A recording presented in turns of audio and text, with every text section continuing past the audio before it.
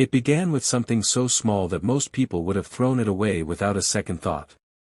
When Mara returned home from work one evening, tired and ready to forget the day, she noticed a sheet of paper taped neatly to the inside of her apartment door. She was certain it hadn't been there that morning. The paper moved slightly in the draft when she closed the door, almost as if it had been waiting for her. The message printed on it was short and strangely direct: "If this happens, leave immediately." Beneath the sentence was a list of events written in plain handwriting: lights flickering twice, the smell of wet soil, footsteps above when no one lived upstairs. Mara laughed quietly to herself, the way people laugh when something feels strange but not yet frightening. She folded the paper and slipped it into her bedside drawer, telling herself she kept it because it was funny, not because a small part of her felt unsettled. The next morning Jonah visited with coffee, bringing the familiar comfort of routine into the apartment. Mara showed him the list in a joking tone, expecting him to laugh and dismiss it. Instead, Jonah read the page carefully, his expression slowly tightening with concern. He asked who else might have keys to the apartment. When Mara told him no one, the question hung in the air longer than either of them wanted. Before they could continue the conversation, a heavy thud echoed from the ceiling above them. Both of them froze and stared upward. The apartment upstairs had been empty for months. They went to speak with the landlord, Mrs. Hargreaves, who greeted them with a gentle smile that seemed rehearsed rather than natural. She insisted the upstairs apartment was empty and that no one had entered it recently. Yet while she spoke, her hands trembled just enough to betray her calm tone. She promised to check the locks and ended the conversation quickly, as if eager for the subject to disappear. Walking back downstairs, Mara felt the first real hint of unease settle into her chest. Before dawn the following morning, Mara woke suddenly from a dream she could barely remember. The room smelled strongly of damp soil, thick and earthy, like freshly turned ground. The scent filled her lungs and made her heart race.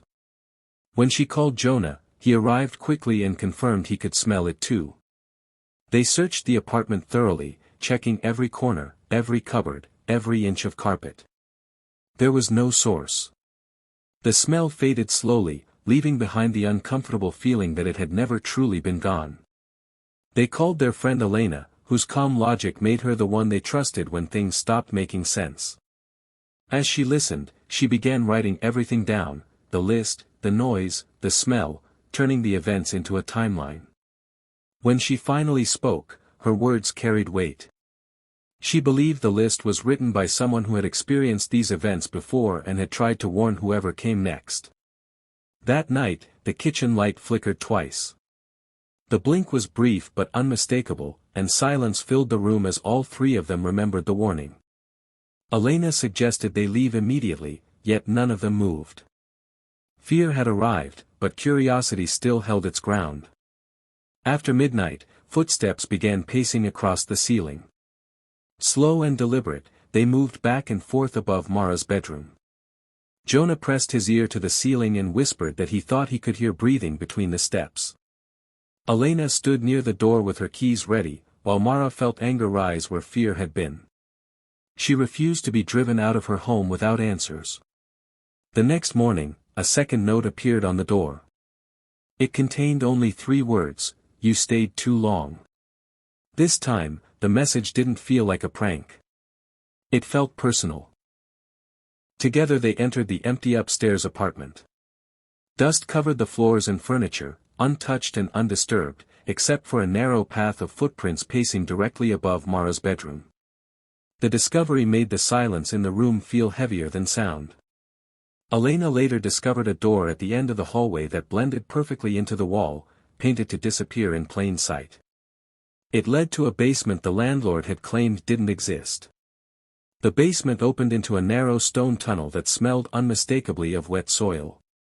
As they walked deeper, faint whispers echoed through the passage, overlapping and urgent, like voices trying desperately to be heard. The tunnel led to a circular chamber lined with identical doors. In the center of the room hung another sheet of paper with the same warning that had started everything.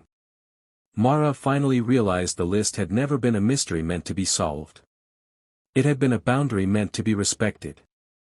When one of the doors creaked open by itself, revealing darkness so deep it seemed to swallow light, the whispers grew louder.